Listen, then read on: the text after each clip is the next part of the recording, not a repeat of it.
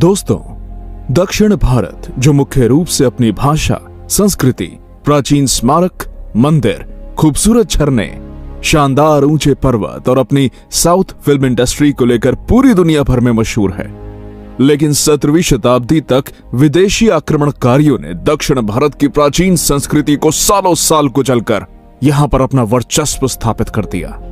पर क्या आप जानते हैं कि छत्रपति शिवाजी महाराज ने इन विदेशी सल्तनतों को उखाड़कर पहली बार दक्षिण भारत में मराठा साम्राज्य का डंका बजाया और महाराष्ट्र के पुणे जिले से शुरू किया गया इस हिंदवी स्वराज्य के तूफान को श्रीलंका की सीमा तक जाकर पहुंचा दिया।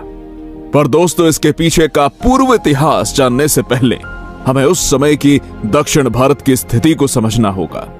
17वीं सदी आते आते पूरा हिंदुस्तान इस्लामी आक्रमणताओं का अधीन हो चुका था। उत्तर मध्य में मुगल और दक्खन में आदिल शाही, निजाम शाही, कुतुब शाही जैसी अनेक विदेशी सल्तनतों ने अपना आतंक मचा के रखा था। मंदिरों को तोड़कर उनका रूपांतर तेजी से मस्जिदों का हो रहा था। स्त्रियों पर अत्याचार, राजकुमारियों का अपहरण और हिंदुओं का जबरन धर्म परिवर्तन करना अपने चरम सीमा पर था। और इतना ही नहीं, हिंदुस्तान के बचे कुचे हिंदू राजाओं ने भी मुगलों की अधीनता स्वीकार करके उनके आगे अपने घुटने टेक दिए थे। अब लोग अपनी सारी उम्मीदें हार चुके थे और इतने बड़े साम्राज्य से टक्कर लेना तो बिल्कुल नामुमकिन था। और इस तरह धीरे धीरे करके पूरा हिंदुस्तान जिहाद की खाई में डूब रहा था। कौन रोकेगा इस आतंक के तूफान को? तभी दक्खन में एक उम्मीद की किरण जगी और 19 फरवरी 1630 को हिंदुस्तान में एक हिंदवी स्वराज्य के तूफान ने जन्म लिया और उस तूफान का नाम था छत्रपति शिवाजी राजे भोसले, जिन्होंने उत्तर भारत के मुगल और दक्खन की मुस्लिम सल्तनतों को पूरी तरह से हिलाकर रख दिया, जो आगे चल के भारत के एक महान और सबसे लोकप्रिय शासक हुए। सन 1645 में मात्र 15 साल की उम्र में शिवाजी महाराज ने तानाजी मालुसरे, येसाजी कंक, सूर्याजी कांकड़े, कान्होजी जेधे, बाजी पासलकर जैसे अनेक वीर मावलों के साथ रायरेश्वर के मंदिर में अपनी उंगली को काटकर शिवलिंग पर रक्त अभिषेक किया और हिंदवी स्वराज्य के शपथ ली। जिसके बाद शिवाजी महाराज ने एक एक करके इन विदेशी सल्तनतों को खदेड़ना शुरू कर दिया और स्वराज में तोरना, राजगढ़, पन्हाला, कोंढाणा जैसे एक के बाद एक नए किलों को जोड़ते गए। शिवाजी महाराज की इन लगातार जीतों से मुगल, आदिल शाही, कुतुब शाही में हड़कंप मच गया और वो अब जान चुके थे कि हिंदुस्तान में अगर उनको कोई टक्कर दे सकता है तो वो सिर्फ मराठे हैं। फिर 6 जून 1674 को वो सुवर्ण क्षण आया जब अनेक राजाओं, सरदारों के समक्ष अनेक पुरोहितों द्वारा वैदिक पद्धति से और सप्त नदियों के अभिषेक से शिवाजी महाराज का राज्याभिषेक हुआ और वो स्वर्ण सिंहासन पर विराजमान हुए। अब शिवाजी महाराज छत्रपति शिवाजी महाराज बन गए और मराठा साम्राज्य हिंदुस्तान में दिल्ली सल्तनत से अलग स्वतंत्र हिंदुओं का एक साम्राज्य बन गया। इससे औरंगजेब बौखला उठा, लेकिन अब बहुत देर हो चुकी थी। अब बारी थी दक्षिण भारत में मराठों के जीत का परचम लहराने की। इसलिए 6 अक्टूबर 1676 को विजयादशमी के मुहूर्त पर छत्रपति शिवाजी महाराज ने अपना मोर्चा दक्षिण भारत की तरफ निकाला, जिसमें 25,000 घुड़सवार और 40,000 पैदल मराठा सैनिक शामिल थे। मराठे हर हर महादेव की घोषणा देकर दुश्मन की सेना को काटते हुए भाग्यनगर में पहुंचे। भाग्यनगर यानी आज का हैदराबाद शहर। उस समय छत्रपति शिवाजी महाराज के शौर्य, पराक्रम, साहस की गाथाएं पूरी दुनिया भर में हवा की तरह फैली हुई थी। इसलिए भाग्यनगर की जनता और वहां का शासक अबुल हसन कुतुब शाह शिवाजी महाराज को देखने के लिए बहुत बेताब था। इसलिए भाग्यनगर में पहुंचते ही छत्रपति शिवाजी महाराज का वहां पर भव्य दिव्य तरीके से स्वागत किया गया, जिसके बाद शिवाजी महाराज लगभग 1 महीना आंध्र प्रदेश और तेलंगाना के प्रदेश में रहे। आंध्र प्रदेश में एक जगह है जिसका नाम है श्रीशैलम, जहां पर भगवान महादेव के 12 ज्योतिर्लिंगों में से एक ज्योतिर्लिंग है, जिसे मल्लिकार्जुन मंदिर के नाम से जाना जाता है।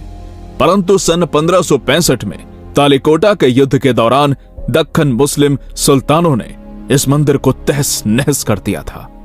बाद में जब छत्रपति शिवाजी महाराज इस मंदिर के पास में पहुंचे तो उन्होंने बहुत ही बड़ी दुर्दशा इस मंदिर की देखी और तुरंत अपने सैनिकों को आदेश देकर इस मंदिर का फिर से जीर्णोद्धार किया। कृष्णा नदी पर भक्तों के लिए कई सारे स्नान घाट, गोपुरम और धर्मशालाओं का निर्माण किया। इस मंदिर की सुरक्षा हो सके इसलिए यहां पर अपने सैनिकों को तैनात किया और इसी कारण इस मल्लिकार्जुन मंदिर के उत्तरमुखी द्वार को छत्रपति शिवाजी महाराज नाम दिया हुआ है। और इस प्रकार मराठा शासनकाल में इस मंदिर का वैभव फिर से लौट आया। जिस श्रीशैलम की धरती पर शिवाजी महाराज के चरण स्पर्श हुए, वहां के स्थानिक लोगों ने छत्रपति शिवाजी महाराज का भारत में सबसे बड़े मंदिर का निर्माण श्रीशैलम में किया है। अगर आप भी कभी श्रीशैलम जाते हैं तो अवश्य दर्शन के लिए जाइएगा। अब मराठा सेना श्रीशैलम से आगे बढ़कर कृष्णा नदी को पार करते हुए तिरुपति गई और तिरुपति के रास्ते गुजर ही रही थी, तभी शिवाजी महाराज को एक बहुत ही सुंदर गांव दिखाई दिया जिसका नाम था तिरुवन्नमलई।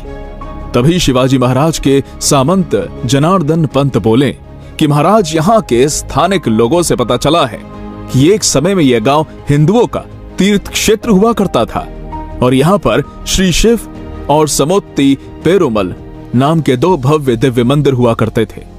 फिर शिवाजी महाराज ने सवाल पूछा, फिर आगे इन मंदिरों का हुआ क्या?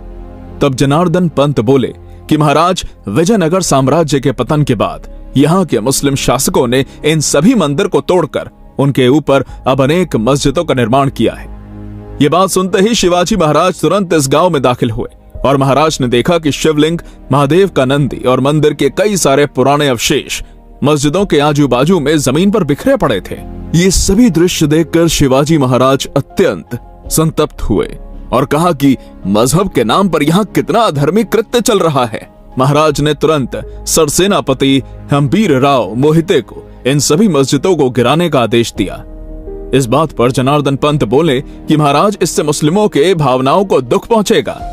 इस बात का जवाब देते हुए छत्रपति शिवाजी महाराज बोले कि इस मंदिर को बनाने में कितने शिल्पकार कलाकारों ने दिन रात एक की होगी और जब हमारे हिंदू मंदिरों को तोड़ा जा रहा था तब किसी ने ये नहीं सोचा कि इससे हमारे हिंदुओं के भावनाओं को कितनी ठेस पहुंचेगी। अगर हमारे पवित्र जगहों पर, हमारे राज्य में अगर किसी ने ऐसा करने की कोशिश की तो उसकी खैर नहीं।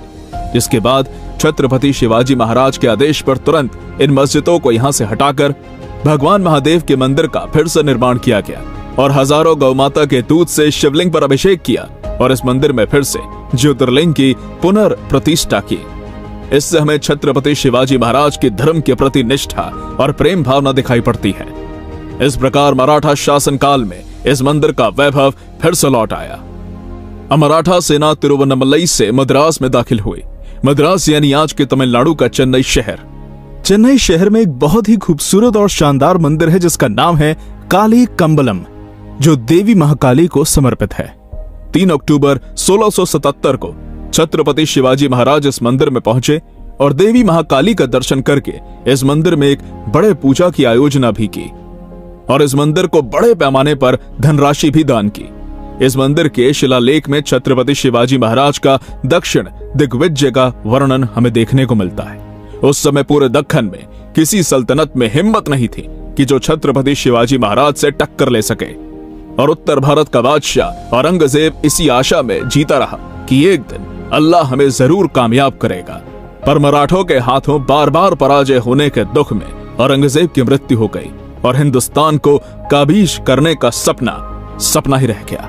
और इस प्रकार आज हमने छत्रपति शिवाजी महाराज के दक्षिण दिग्विजय में किए गए हिंदू मंदिरों को जीर्णोद्धार और पुनर्निर्माण के बारे में जानकारी प्राप्त की। दोस्तों, आगे छत्रपति शिवाजी महाराज का दक्षिण दिग्विजय का ये तूफान किस प्रकार दक्खन की सबसे ताकतवर सल्तनत आदिल शाही की सीमा पर जा धड़का, जानने के लिए देखिए इस वीडियो का दूसरा पार्ट। तब तक आप चैनल को सब्सक्राइब करके बेल आइकन को प्रेस करके रखिए